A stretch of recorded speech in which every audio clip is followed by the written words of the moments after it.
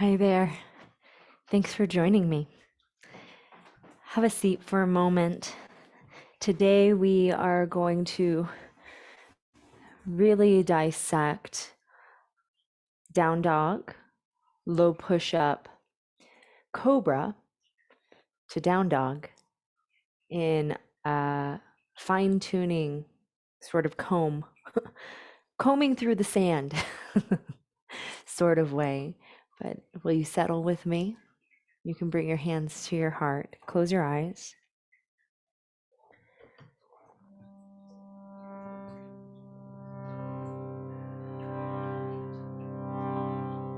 Take a big breath from toe tips, fingertips to crown. Sit up tall. Exhale out of the mouth.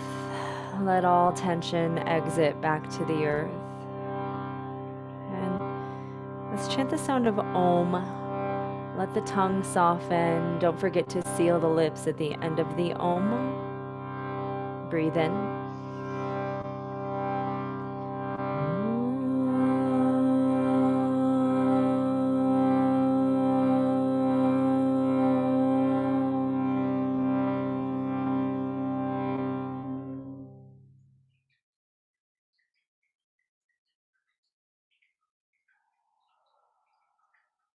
And following the sound inward into the heart.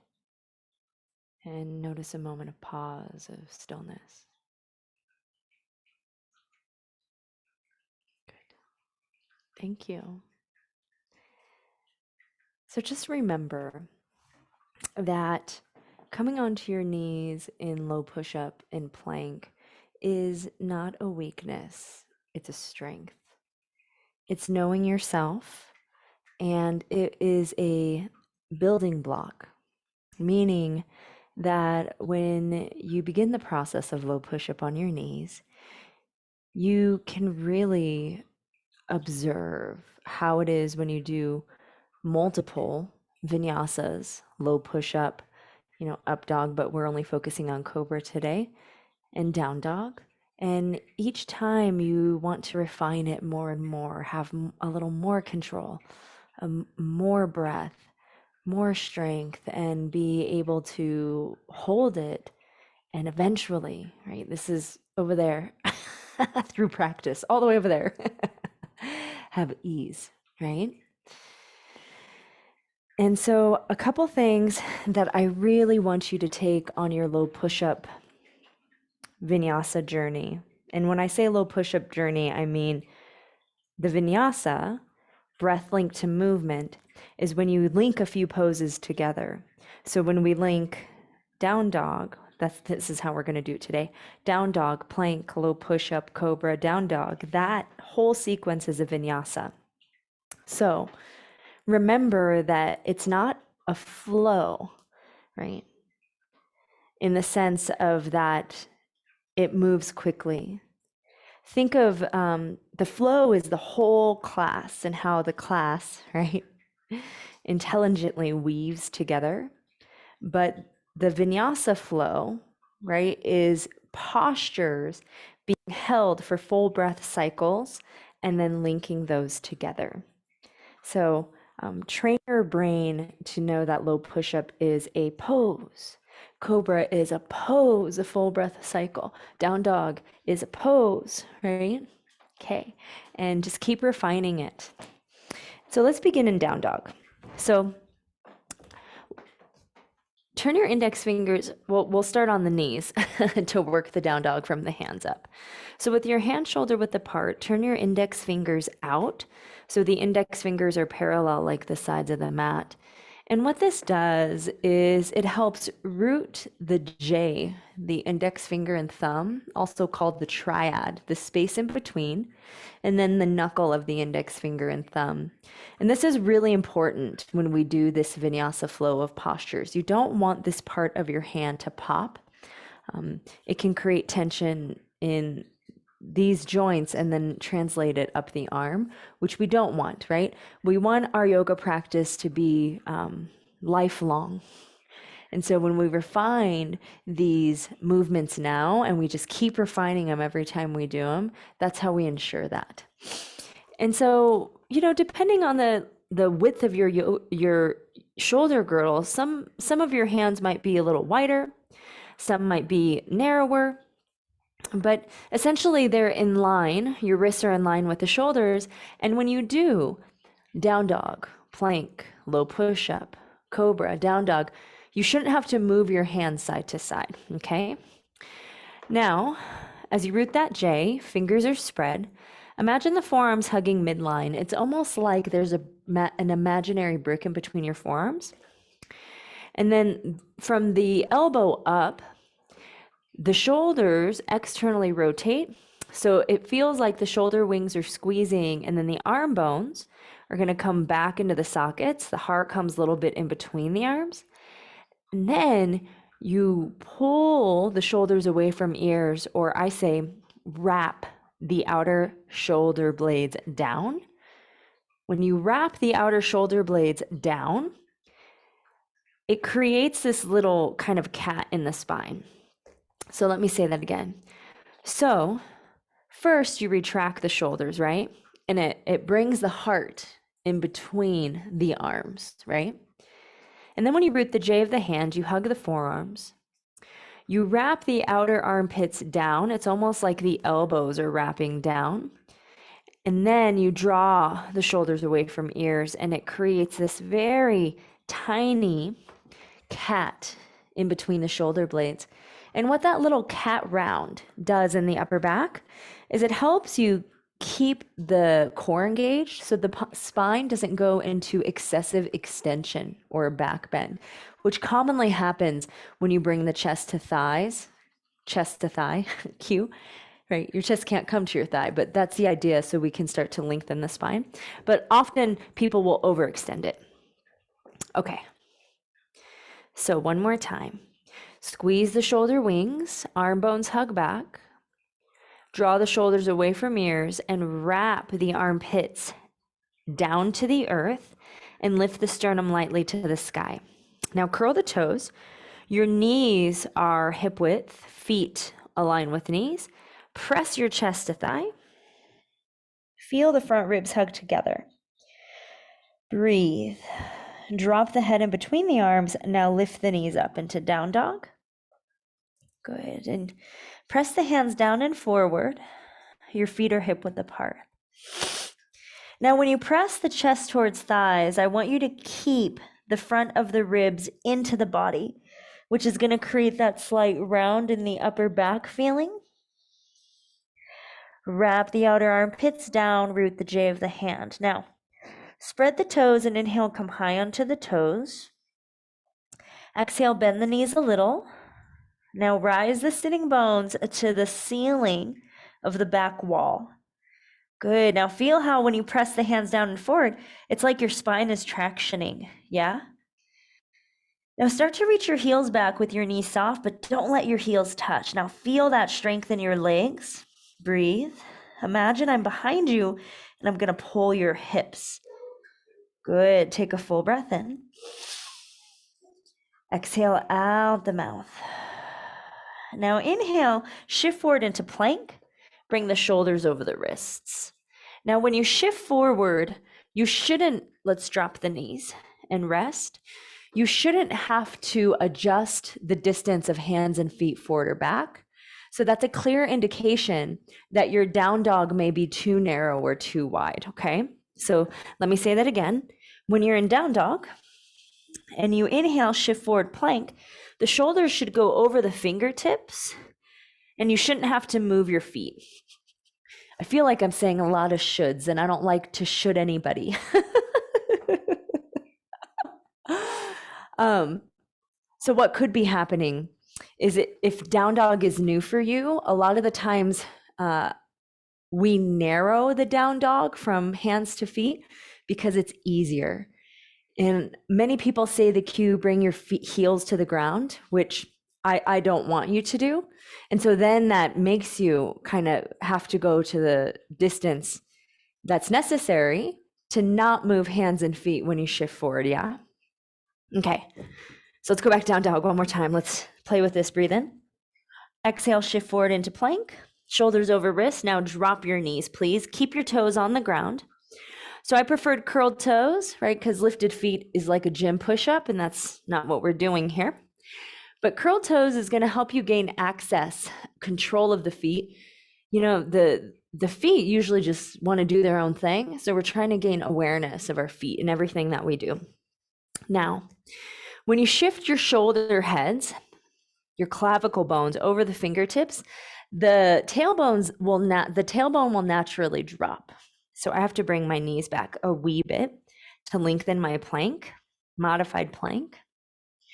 Feet are still hip width apart. Now you want to make sure that your tailbone isn't dropping too much, right? So we want to support the lower back with navel into spine.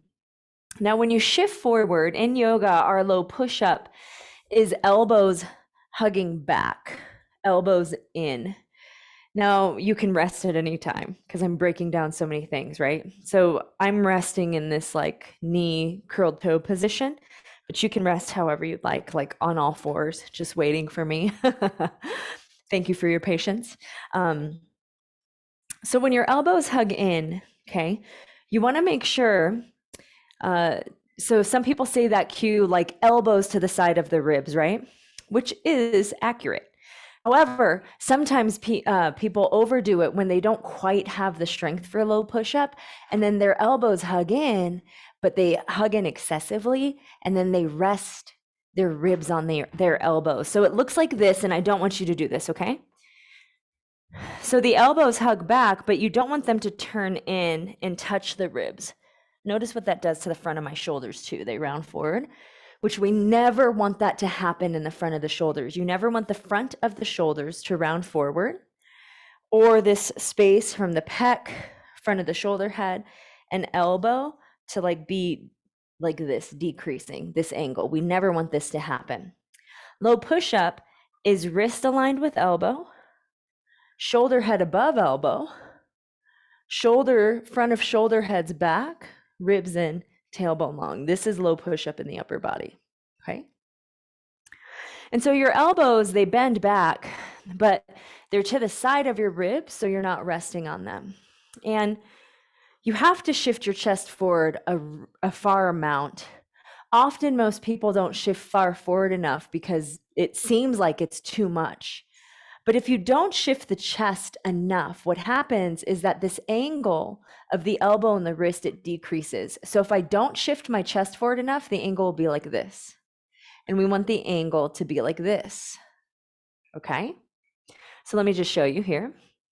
So if I didn't shift forward enough, when I lower, look at my elbow, how it goes behind my wrist. But if I did shift forward enough, look at how my elbow goes in line with my wrist, heart forward, heart forward. Now it really, and that's what makes it a lot harder.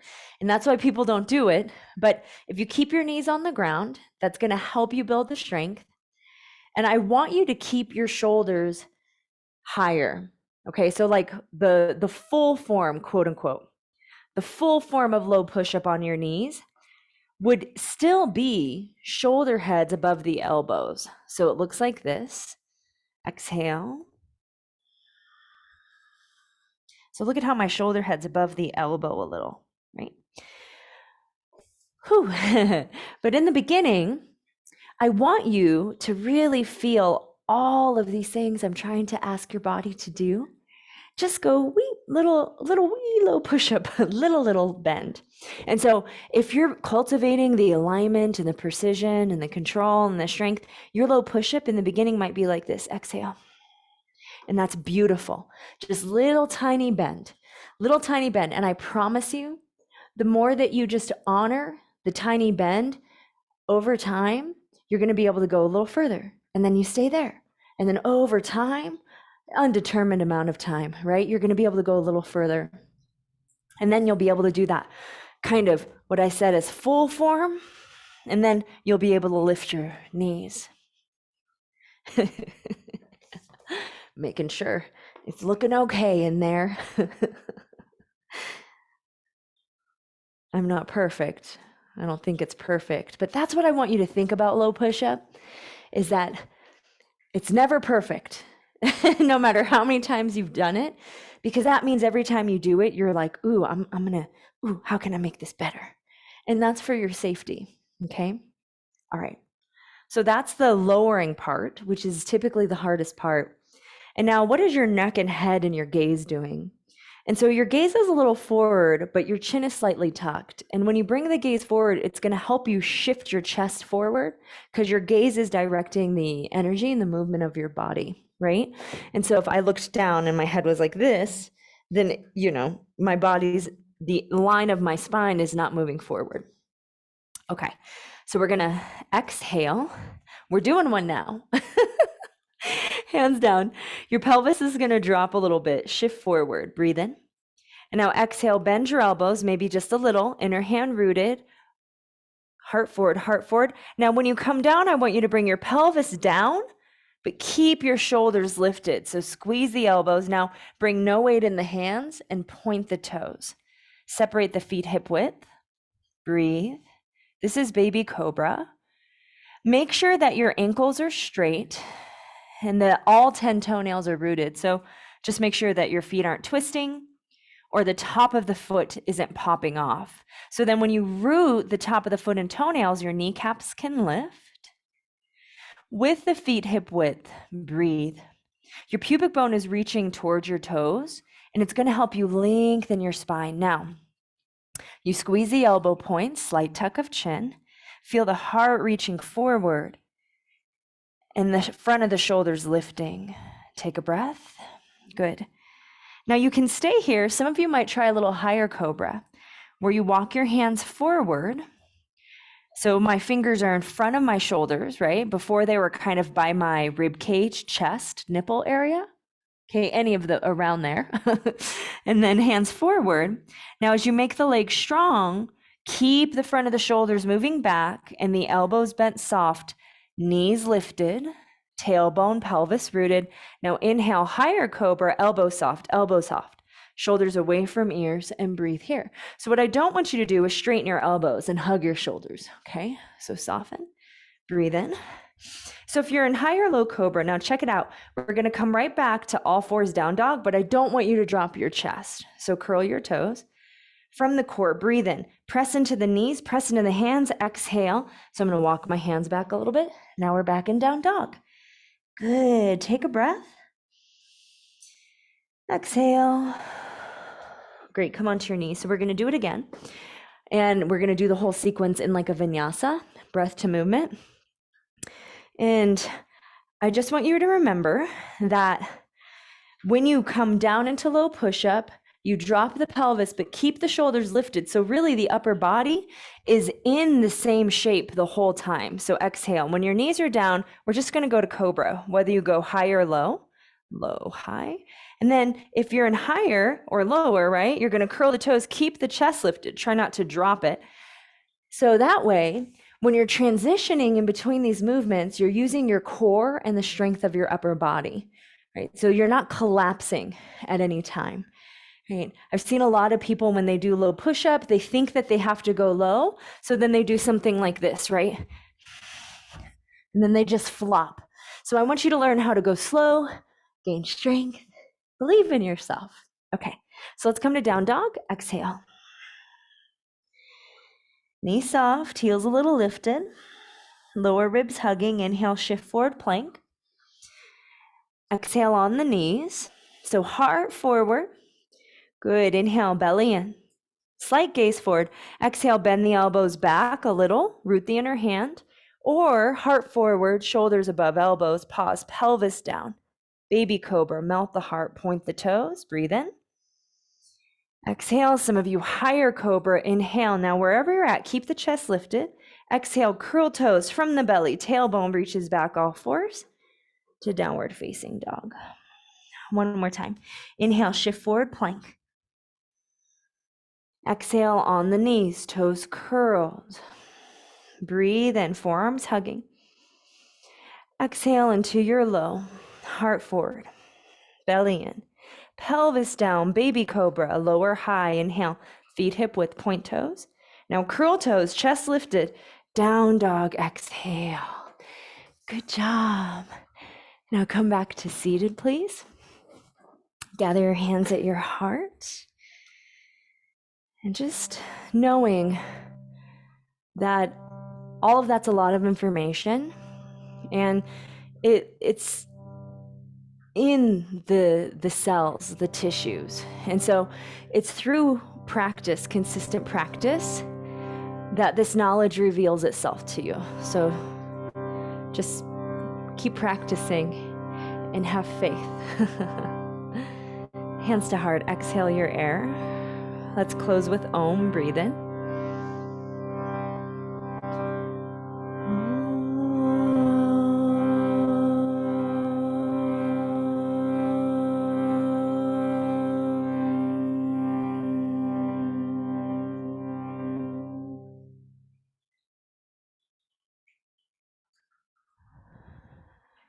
Good. And then right hand to heart, left hand on top, cross right thumb on top.